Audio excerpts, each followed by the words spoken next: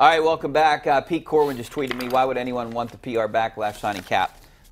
You know, I know a lot of people have made that point, Paul, but at some point he's going to get back into the NFL, and I think it's it's a 1 week PR backlash if he can help win you games, I guess. More importantly, I think aren't we beyond that? That's what I'm thinking. At this point, we're beyond Nobody really even talks about all that stuff anymore. I mean, and there's still a couple of guys that are kneeling or whatever. It's just like, okay, good, that's wonderful.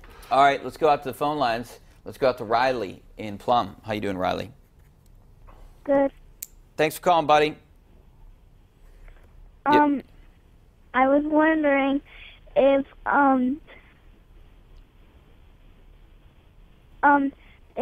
Marte would be suspended.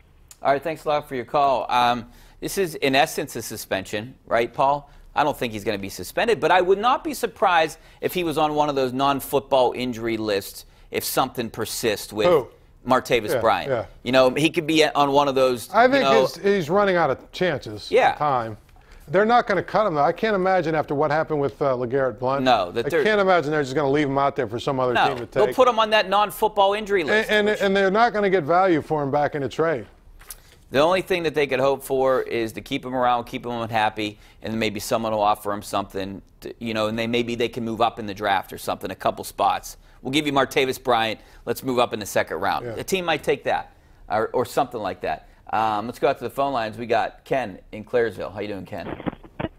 Hey, yeah. Hi, Paul, Rich. How you guys doing tonight? Hey, thanks for calling. Hey, great game tonight. The Penguins. That's 2 games in a row. Phil Kessel scored the overtime winner.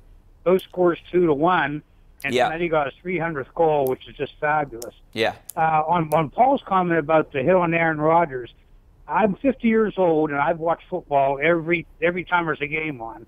And I thought that was a clean hit. There was no penalty flag at all.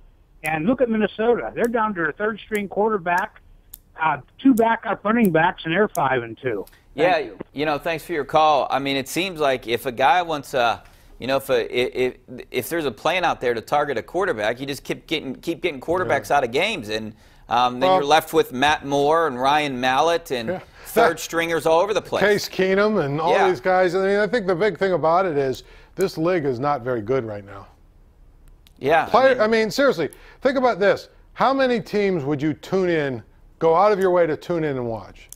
Well, in the AFC, there's probably only 2 or 3 teams. The Steelers. Yeah, maybe the Chiefs and the Raiders. Maybe the Chiefs and the Raiders. That's about it. Other than that, I mean, Tennessee, they scored 9 points in their last game. Yeah, unless someone's betting on them. I suppose if Andrew Luck comes back, maybe, but look at that team. What a disaster no that offensive team is. line. I mean, Tennessee could be an exciting team to watch if they I can mean, get their act they've together. had some games where they've scored a bunch of points. Houston, the same thing with Houston. Deshaun Watson, they could put something together too. I mean, but seriously, there's just not that many teams you're going to go out of your way to watch.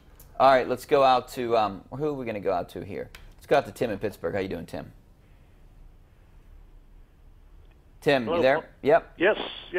Hey, Paul. Yes. I'm friends with Kevin. I know your buddy pretty well. Good dude. You should be hosting the show. I'm going to do my Richie Walsh imitation right now. Hey, thanks for the great call, Tim. Who's Kevin, by the way? No idea. I mean, what a... I have no idea. What does that even mean? Thanks for your call. Hey, you know what I want to invite? I want to invite guys like Tim. Yeah. Tim, please tweet me, and I'll have you come on the show, and you do the show here. I know lots of Kevins, so I have no idea. I don't know who Kevin is, but, Tim wants to be a funny guy. Appreciate the call, Tim, By the way, please call back defensive anytime. touchdown. And thanks for watching. Thanks for being a loyal fan of this show. Thanks a lot, Tim. Defensive touchdown over here. Let's go out to Sam in New Bethlehem. How you doing, Sam? Hey, Rich, I think you do a great job. Thanks, buddy. Don't let negative information callers get to you. I appreciate it. Thank you.